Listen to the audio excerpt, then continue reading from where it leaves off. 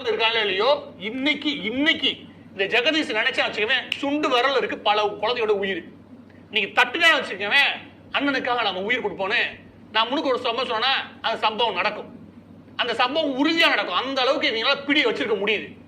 இந்த பிடியை உருவாக்கி ஒரு அரசியல் மாற்றத்துல ஒரு மனநோயை உருவாக்கி, மாற்றம் கிடையாது, மனநோயை உருவாக்கி அந்த மனநோய் மூலமாக நம்ம பிரச்சாரமே பண்ணாம 18 இடங்களுக்கு மட்டுமே போயிட்டு சொகுசா வெற்றி பெற முடியும்னா இது மாற்றம் கிடையாது. அப்ப மாற்றம் சொன்னாலே அந்த மாற்றம் சொல்லி வந்து கடைசி ஒரு வாக்குறுதி கொடுத்தாங்கல்ல, உங்க எல்லாரும் நீங்க அதை எடுத்து பாருங்க.